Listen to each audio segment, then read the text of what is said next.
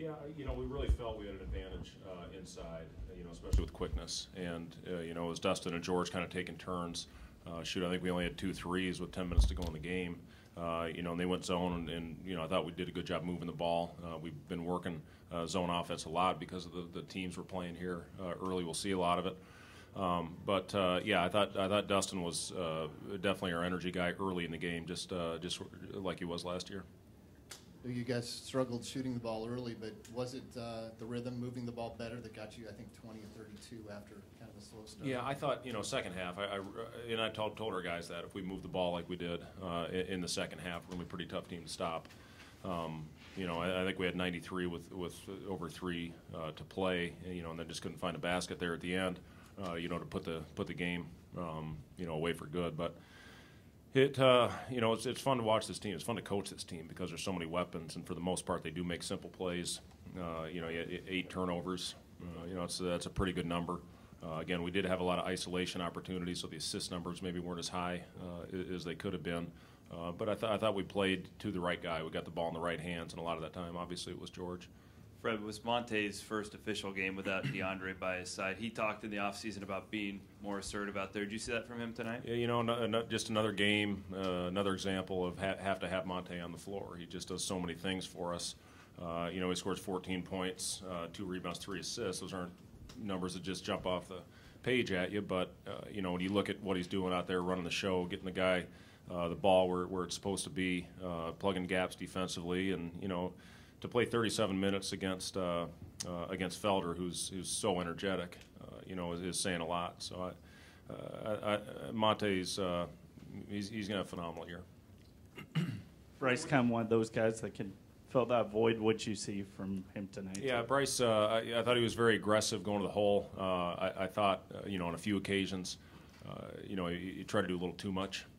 Maybe trying to go behind his back when just, it's a habit that we just need to try to get out of him. And, he's been doing an unbelievable job in practice. I thought he played great in the exhibition, and he was really good in our scrimmage, in our first contest. So, just the simple plays. He's so athletic. He's so gifted.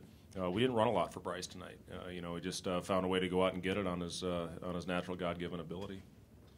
What do you have to do against big guys like Petras, especially these first 8 games? And I know Georgia State has another big guy. I guess what do you see? Well, again, and he was throwing everything in there. He's a really good player. He's got a right hand, left hand, and he's got he had 3 inches on George, who was matched up with him quite a bit.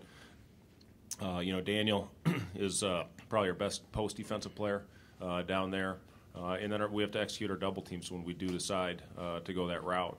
And again, I thought second half we did a better job with the doubles, but still a few times we went when we weren't supposed to. And those are the things you clean up as this early part of the season goes along, and we'll get better. With one day's game and a talented team coming in, how do you use the next 2 days? Yeah, it's going to be a lot of mental preparation. The good thing about these 2 teams is they are similar, because we prepared quite a bit for a zone that Oakland was going to play, and they have matchup principles in it similar to what Georgia State will run. So we've been working a lot on that, the early portion of our season.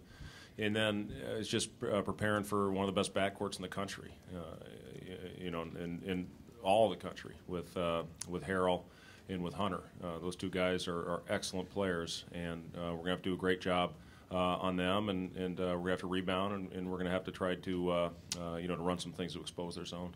Fred, following up that just a little bit, with your opponent on Monday and then Alabama coming up after that, you're not shying away from anybody. Can you just talk about your early season non-conference toughness of the schedule? I think it's really good, Randy. Again, I knew this was going to be a tough test. I didn't think we'd come in here and roll over these guys. They're so well coached. They played such a tough non-conference schedule and lost so many close games last year. I knew they'd come out and play as well, and they did. And I give a lot of credit to Oakland for that. Our next game obviously is an extremely talented team. They won every conference game they played in until their conference tournament when they finally lost one. So again, it's a unique system that they run. And early on in the season, you'd like to play against a few more teams like it, but we'll be ready. We'll be ready on Monday night. What would you think about your transition game today? I think 11-0 in the first half in terms of fast break points. Yeah, when we get out and run, and it starts with a rebound, and they had a lot of it's because they didn't miss many shots, but they only had 6 offensive rebounds, and when you can get stops and get the ball off the rim, we're pretty good. We're pretty good when we get that thing flowing in transition, and 14 to nothing at fast break points. That's pretty good. Hopefully, that's a number we can keep high all season long.